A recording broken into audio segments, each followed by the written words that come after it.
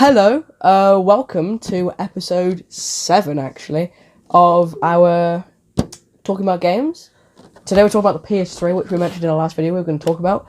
And yeah, we haven't done one of these in quite a while, actually. Yeah. So yeah, I don't actually know when the PS3 came out. Do you know when the PS3 came out? I believe it was 2000... Was it 6? I think it's 2005 or 2006. Yeah. And it was about £600, which is the most expensive of any console of this 7th, I think, video game console generation. More expensive than the 360. And more expensive definitely than a Nintendo Wii. Yeah. But that's because It's a lot fully more powerful. And it's a lot... No, sorry. That's mostly attributed to, most of the price attributed to the fact that this has got a Blu-ray player in, which was a new technology at the time, and the fact that this is backwards compatible with not only PlayStation 1 games, but PlayStation 2 as well. And only the early models are. This sadly isn't one of them, and you can tell which models are backwards compatible, which I'll explain more about in the game section. But briefly, if you have an open flap there. If this has an open flap, but obviously this one isn't, unfortunately. So yeah, now we're going to talk about airflow, and then we're going to talk about storage. So, talk about airflow, we actually think, so there are fans, so there's air ventilation on the side. There's no air ventilation. There's no air ventilation on this one. There's air ventilation on the back, and air ventilation underneath the front of it. You've just done us like a 720YY no scope then, but in that float. But go on. So yeah, the storage actually is hidden in here. So yeah, this came in how many variants? 3 or 2? 60 gigabytes and 250, and something else I can't remember. Gonna say about, I don't know what I was gonna say about blue scale. Oh yes, it comes in 3 variations, I believe. 250, 60, and... Hang on, you don't start the big one. Which, correct me if I'm wrong, which I believe is 60 gigabytes, 120, and then 250, but that might be completely wrong. But I know there was one that was about 100. Yeah. But of course, the console I had when I was growing up was the Xbox 360. And I've only had access to playing on a PS3 since about 2018, so not long at all.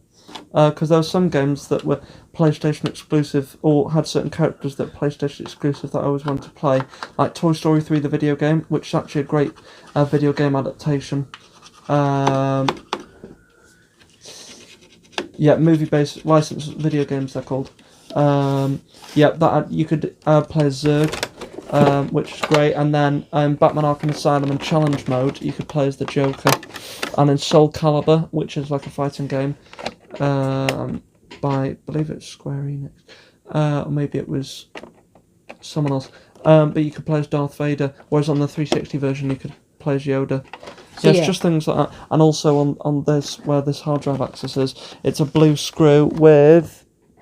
Oh yeah, this one's just a blue screw, whereas on the PS4, the screw has all the 4 PlayStation button icons, so a square, circle, the X and the square. It should be any 2.5 or I think it might be 3.5 inch SATA hard drive supported, only up to a certain size because, the motherboard. But yeah, so yeah, that's hidden in there, and that's actually... So yeah, so that's hidden behind this door. The access door, yeah. Yeah, which just goes in here. Access door. I thought that was the wrong way you just did that. So yeah, the ports. So for ports, this console has 2 USB ports on the front. It has a disc tray at the front. Yeah, but that's a bit obvious. But yeah, I know. It has kettle plug for a for power. It has Ethernet. Yeah. Oh, HDMI. sorry, Ethernet. Sorry. HDMI and digital optical audio. Yep. For and AV multi-out. Yeah, that'd just be for, I believe you could use the component and AV. I think you could use the same PS2 wire. And it also supports. Is it HDMI? Yes, because it's got a Blu-ray disc player. Yeah. So that's the ports. Now we're going to test it on the heavy scale. What would you say? I would say that's really heavy. What would I say? Yeah, well, Wi-Fi certified. It's pretty heavy. Funny if you could put a little, without the background. Explosion. Just a little. Yeah, That'd be great. When I went. Right. I think it's heavier than the original 360. Heavier than the original Xbox, which I think was the top of the heavy scale. Yeah, at the moment. I'd put this just above the original Xbox. I think that's the heaviest one, wasn't it? Yeah, I think so, yeah. As the heaviest of the heavy, so very heavy. So yeah, that's yeah. Now, just before we move on, I just wanted to mention that the buttons on this are touch sensitive. You've got power, the eject button, and also, exactly like the PS2, this little symbol spins. So, depending on your I thought you were orientation. going to go Now, other things. now we can move on to controllers. And Ethan... Accessories. That's New Zealand. Accessories. So, Ethan... And that... No, not yet. Ethan has got his controller to pick you up. I'm going to pick Ethan No, up but it's here. funny if you put in a I'm going knob to throw of him towards the button. camera. Just for effect, I'll just... There you go. I don't And you need to just do that. duplicate that for him. For infinity. Anyway, sorry, now you can say Ethan. Now I'm actually looking at the camera. Okay, so Ethan has got his own controller, and I've got a controller that's third party, exactly like the N64. I've got another third party controller. Who said that? I wonder who said that. So yeah, should we show everyone your controller? Now, while third-party controllers are cheaper and sometimes better, like with the Logitech wireless PS2 one, first-party controllers, while more expensive, usually are better build quality and just generally better all round, and sometimes even have more features like the Switch Pro controller. All the other third-party ones don't have NFC in them, meaning it can scan amiibos, whereas the Pro controller, which is, I believe it's £60, same price as Zelda Breath of the Wild, £55, sorry, and same price as Smash Bros. Ultimate, Super Smash Bros. Ultimate, which was also an excellent game, probably the best Smash game, definitely in terms of character and battlefield, and in terms of, course amount. But, yeah, anyway, that official one does have NFC. So I'd say... What have we shifted It's just... I No, it's feel because like- I'm trying to set myself... I'm trying to set myself up to say... We were talking about controllers, and now we're know. talking about whatever you're talking about. I'm trying to set National myself up to Fortnite say... competitions or whatever. No, I'm trying to set myself up to say first-party controllers are the best, and that's a fact. That show you my controller. Now... Because obviously you'll cut the rest of that bit out, put that bit in the outtakes, and then that way I can just say, I can finish that stuff, and then now I'm going to say, so that's why I think first party, and then it will be seamless, hopefully. Yeah. If I name the creature Carrionite. Remember? Okay. That's why first party controllers, I think, are better than third party. Anyway, so this is the official Sony PlayStation 3 DualShock 3, because obviously the first DualShock was the first DualShock was with the first PlayStation console, and therefore the number of the PlayStation console name corresponds with the number of the DualShock. So this is the DualShock 3, and it's a 6-axis controller, because some games support like rotation movement, which is stupid. Some games allow you to do it without it, but other games it's a fundamental part of the game. Like for fighting, you might have to do that if you're running, or that if you're fighting or something like that. So yeah. Anyway, now unlike the PS4 thumbsticks, which are concaved in the middle and then convexed on the outside, so that your finger just this is gonna sound so rude. So that your finger just slots in. So yeah, these are just raised, but they're actually quite grippy. So the PlayStation button, this turns on the console. You hold it down, for options and things. Then you got to select, start. This time, unlike the PlayStation 2, where the analog was optional, it's just now implemented into all games, which is much better, because obviously this was a new era of games. Then you've got conventional D-pad. Now it moves as one, with this separating piece of plastic. It moves it as one, and yet they're separated, which is great. Then you've got obviously the Sony PlayStation came up first, so that I was going to say Sony's answer to the Microsoft button layout. But on Xbox, while you might be used to, I'll compare it to that. On Xbox, while you might be used to the Y. Oh, it'd have been great if when I pointed these, you can put teeny little pictures of the but that'd be impossible to track, wouldn't it? No. If you could put it on there when I was pointing. But I'd have to hold the controller still, which I will do. So if you're used to the Microsoft consoles, like the original Xbox 360 and Xbox One, you'd be used to... Here's a picture of the controller. You can take a good look at it. Explain it to me. So if you used those consoles, then you'd be used to the Y, the X, the B, and the A. I was trying to keep... Now, yeah, but this is the triangle, which is usually used to switch weapons and things, or jump in some games.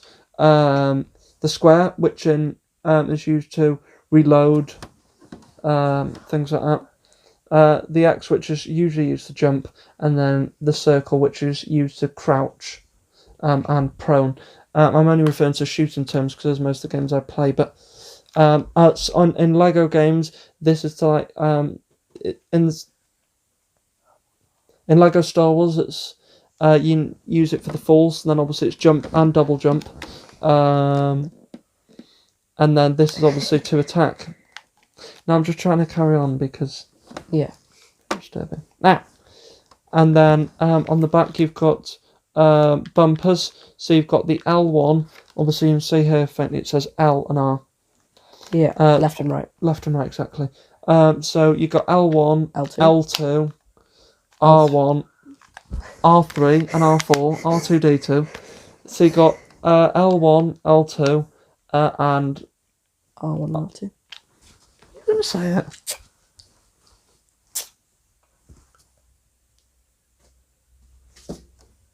So you've got L1, L2, R1 and R2. Then you've got, by pushing the stick in, as you can hear there, L3 and R3, just for sound reasons. Don't forget to mention the I'm controller. about to do that. You know what? Not too good. You got mini USB, and then you've got the corresponding controller. So there's supported up to 4 controllers wirelessly, and it doesn't use batteries. It charges, just which is, oh my god, Xbox needs to do that so badly. Now you can do it through. Just a side note, you can do it through Xbox, but you have to buy a £15 to £20 add-on called the Xbox Play and Charge Kit. I know. You have to buy all these. Do you know what I've noticed as well? The batteries literally last an hour. I know. No, it depends on the game. If you're playing a shooter, an hour. If And then you're like, I've just bought a pack of 16. Yeah, I know. That's gonna. And you can't even turn vibration off, I don't think, I know. some of them. It's okay, just not like that. So yeah, this is the official Sony DualShock 3, yeah. Model number, if anyone's interested. CECHZC2E.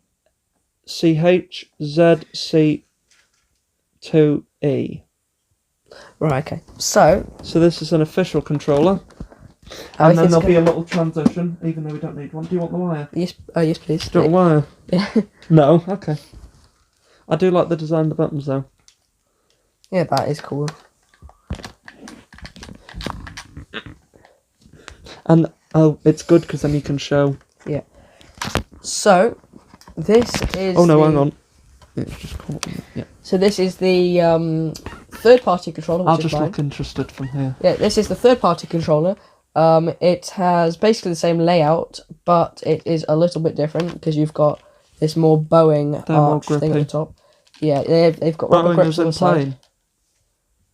They've got Microsoft Flight Simulator plug there. it is a little bit of a Not lower sponsored. quality thing. I like how it it's comes still with quite half a solid. sticker as well. I also love how it comes with an slanted, off-centered. See, I was going to say I then, but I realised that's not acceptable in today's society. Yeah, so Cut that bit out. Epilepsy. it's got the same design, but this one's actually wired, and I can show you that being plugged in. Yeah, that's its only downside, is that it isn't wireless.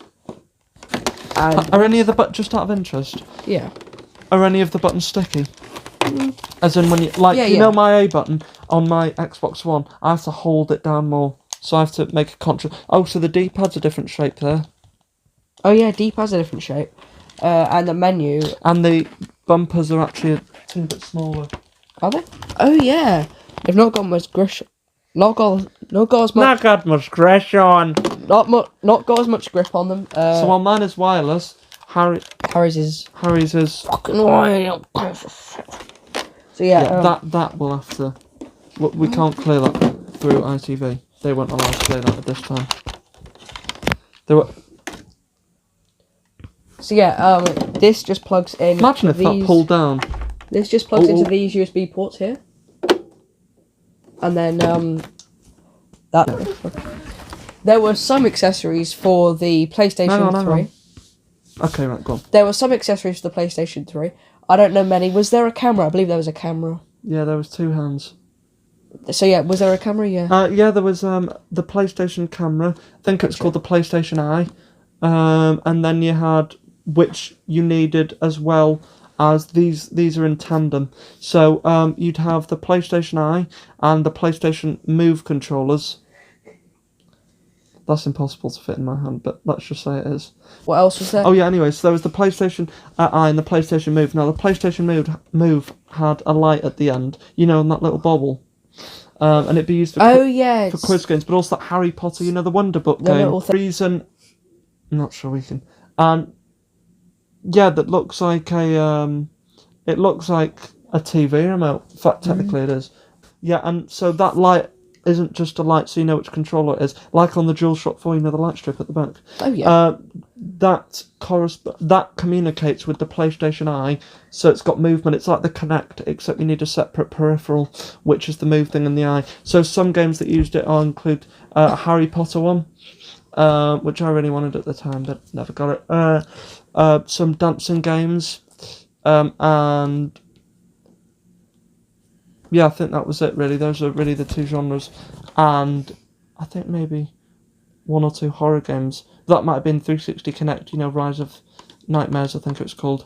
But yeah, those were the two main accessories, officially created by Sony Computer Entertainment themselves. So yeah, a third-party device accessory was the Logitech G29, which I actually have myself. It's compatible with PS3 and PS4 and PC, and it's just a racing wheel. And yeah, it's a cool accessory for racing games. Like Gran Turismo 6 Yeah. Prologue and Gran Turismo 6 on the PS3. And, I believe, Bang Bang Racing. Bang Bang Racing. Great game. Yeah. it's not for games. I wouldn't play it. Don't buy it. It's 17 quid. Okay, so that's all we have for controllers and accessories. So now we're going to move on to the games. Yep. Now we're going to move on to games, and I have here Black Ops, Call of Duty Black Ops for the PS3, and yeah, the box is in a very good condition, but the case, sorry, is in a very good condition. But I've recently been playing the campaign for this, and it's excellent, and I've nearly finished it. Really good game. The zombies is good as well. It comes with 2 maps, 5 and Kino de Toten, with the game, not the DLC. Does not also come with Dead Ops Arcade. Oh, yeah, it also comes with Dead Ops Arcade. Which Does it? Yeah, and the multiplayer is excellent as well. I've played a bit of that. What would be your favourite map though? On multiplayer. Oh, I can't remember. Well, we all know the answers, Nuketown, but well. Yeah, so one of the best maps is Nuketown. And, yeah, it's great. Yeah, and Treyarch and Activision for this game. Yeah. Treyarch developed it, Activision published it. Yeah, Treyarch developed it, Activision published it. Yeah, that's true. And so yeah, and then So yeah, that's all we need for that game. Yeah. And then here we have what I'd say is its superior sequel, 2000. And then we have here what And here we have what I would say is the superior sequel, which is 2012's Call of Duty Black Ops 2, also developed by Treyarch and published by Activision. Yeah, the campaign in this has a branching campaign's excellent, and it has a branching storyline as well. So I thought you couldn't cough. Sorry, that's why I paused. And it has a branching story, and then we have. I already said that sequel bit, haven't I? Yeah. And the campaign's excellent. It's like a branching storyline, so you have choices. So you might have an option to kill someone or to let them live. And actually, there's a secret choice on one of them, which I won't spoil because you haven't played it yet. But the campaign's excellent. You follow the story of Mason's son,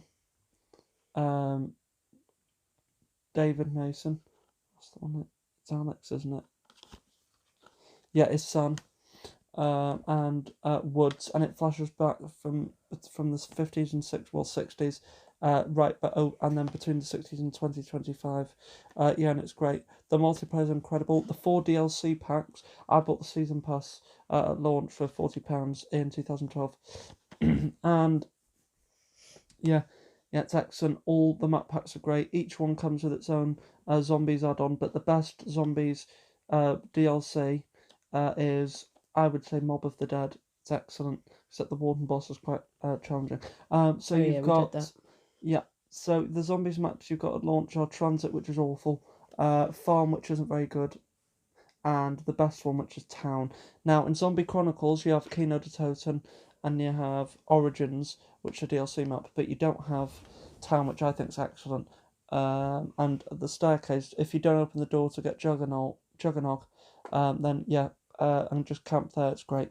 So the multiplayer is excellent as well. You have dynamic maps. This is before Call of Duty Ghosts 3-4, where you shoot the glass and you can actually fall through. It's not like just a flat plane. Like with Hydro, eventually it will just flood through, and the walls will flood down at various points, and if you're stuck in its path, it'll kill you. Then there's Magma, I believe one's called. And then there's a paintball one, and a shooting, just things like that, which is great. And then, of course, I've already mentioned zombies. And the DLC is not actually money grabbing, it's actually really worth it. And that is Call of Duty Black Ops 2, which is, for me, probably the best all-round Call of Duty game. Black Ops 3 is great, but only its multiplayer and its campaign for Black Ops 3 isn't very good. Yeah, and Black Ops 3, only its multiplayer and zombies are great, and it's free run, which unfortunately they didn't do any DLCs for that. The campaign's awful. We've all seen that train go boom meme. Anyway, yeah, I'd highly recommend this. Yeah. I don't actually like the map, most of the maps for zombies and that, because they just feel really dark and... Town. Yeah, Town. I love Town. Even if you can just turn the brightness up. Yeah, I know, but I can never see anything. Like, Dire Rise. Pardon? Dire Rise. No, but, I mean, Nuketown Zombies. Yeah, but... Mob of the Dead.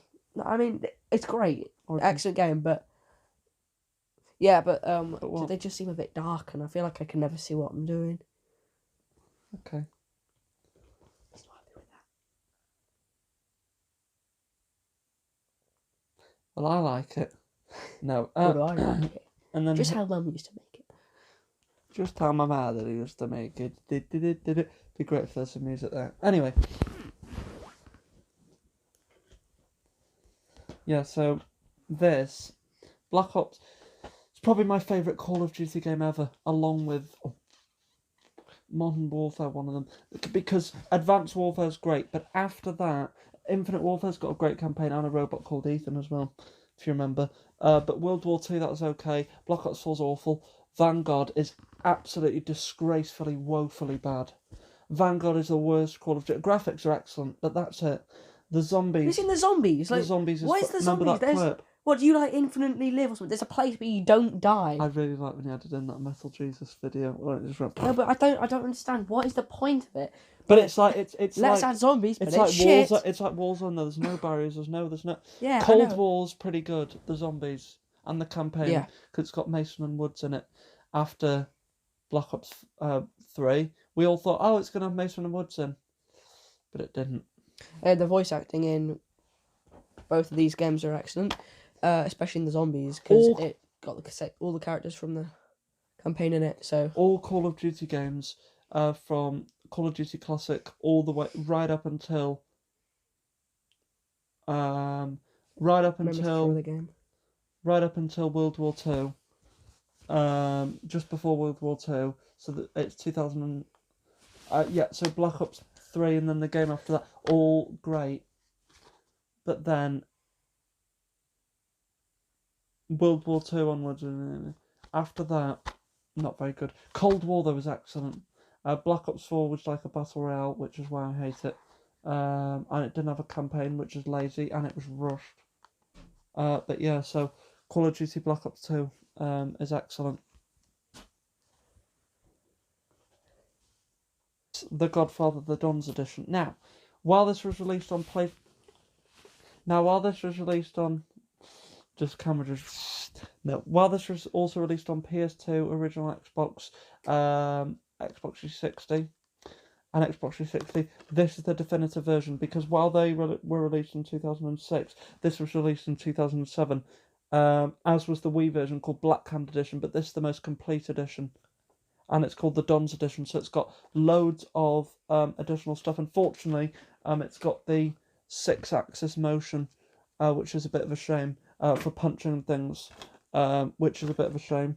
And unlike the version I played on 360, it's got all new compounds, families, hubs, minigames, people to kill, and more. And now there's a new crew feature. Instead of just you taking on the tougher families, crime families on your own, you can take along other people with you as well. And there's also bonus missions and expansion packs and loads more things to do. And it's EA, and we all know what they were like. Are like. They weren't then. They were great then. But yeah, and it's the Godfather: The Dons edition, which is excellent. Yeah. And then just a few more games I'd recommend. Grand Theft Auto 4 is great. Grand Theft Auto 5, although I'd say it's Honourable mentions. Yeah, honourable mentions. Grand Theft Auto 4, 2008. Grand Theft Auto 5, which is better, but not as good as the 360 version. And obviously, they in turn are not as good as the Xbox One and PS4 versions because they lack the first person mode. But GTA, Grand Theft Auto, Episodes on Liberty City, The Lost and the Damned. You know Johnny from the Trevor mission. Mm-hmm. It includes The Lost and the Damned, and the Ballad of. Can we show that? Yeah, we can. And the Ballad of Tony. Yeah, the Ballad of Gay Tony. Both on one disc. They're like expansions. Now, usually they'd sell this as DLC, so to have on a disc is great. You don't even need to put in the GTA 4 disc for it to play. They're just independent. Also, an honourable mention, but I don't have it here, is Red Dead Redemption. That's excellent game. I don't really like the Red Dead Redemption games, even though they're made by Rockstar, but I'm not the biggest fan of them. Do you not like Western games? No, not really. Oh, that's fair enough. Burnout Paradise, PlayStation, I see. Remember when they tried to make you pay for a subscription service? You know, early PS3 games, because they have that and that. PlayStation. Burnout Paradise, the Ultimate Box. This is Burnout Paradise, which is a great open world racing game, and all the DLC with it as well. And that's published by EA as well, and developed by Criterion Games. So yeah, that's a great one. Next we have Lego Marvel Superheroes, which this version includes the Lego Marvel Superheroes Super Pack, which includes Thanos before he was well known. Thanos in Lego Marvel Superheroes 2 has the Infinity Gauntlet, but in this one it's great. You have to defeat Doctor Doom, Victor Von Doom, and Loki and Magneto, and then in the end, Galactus. It's great, and also you unlock Deadpool if you collect all the Deadpool bricks. Galactus from the comics? Well, yeah. Devourer of Worlds, yeah, planets, galaxies. What's unique though about Wolverine is in the event, like a Marvel Adventure, which this doesn't have, you can hold down Y or triangle, and it will go into the Tony Stark thing, like in the films when he's talking. Oh, yeah. And you can choose the Iron Man suits from a wheel, whereas this, unfortunately, you can't. But you can hold down Y, and he taps in and brings in an Iron Man suit. But what's unique is Wolverine. The more he gets hit, the more of his skeleton you see, and then over time he regenerates more to his yellow. That's really clever. And that's developed by TT Games and published by Warner Brothers, but that's a great game. And then finally, Far Cry 3, an open world action-y game. What I really like about this is, one, it's co-op, but two, I always like when to reveal the map, like in GTA, you have to do stuff. So these has got like radio towers where you have to go to those radio towers and climb up or something, or use a knife or something to cut through vines and then climb up to reveal parts of the map, and then therefore you can fast travel. I don't like games where you can't fast travel. Yeah, I don't like that. Mafia games and The Godfather, no fast travel, which is a shame. A little bit annoying, when you. But yeah, Arthritis 3. No, Far Cry 3, and that's great. Yeah, that reminds me, have you ever played Mud Runner or Snow Runner? Never on the Xbox One. Never played Mud Runner? Is that on the Xbox One? Yeah. Well, yeah, because that uses radio towers to expand the map as well. So you explore the radio towers, and then you go to them, and then they expand the map. And yeah, backwards compatibility quickly. That can play all PS1 and PS2 games. Cool. This launch model, though, only launch models with an opening flap can play PS2 games. So let's play PS1? All PlayStation 1 games. Oh, okay. Yeah. So if you want to play PS2 games, I'd recommend a PlayStation 2 Slim, as we've shown in that video. And if you wanted to watch that, then click the channel below. The link will be in the description. What link to that one video be in the description? Yeah.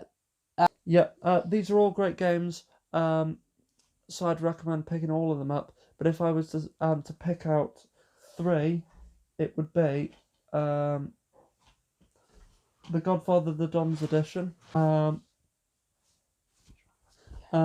It would be Call of Duty Black Ops, Call of Duty Black Ops 2, and The Godfather. Yeah, so all great games I'd recommend picking up. Yeah. Yeah, so all these great games.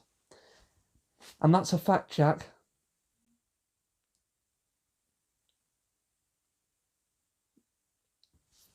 So yeah, thank you for watching today's video. Thank you for watching this episode of Talking About Games, and the PlayStation 3 and other games. I think next time we're doing the Nintendo Wii, which will be a very long video. So stay tuned for that. Yeah. So thank you for watching, and goodbye. Bye.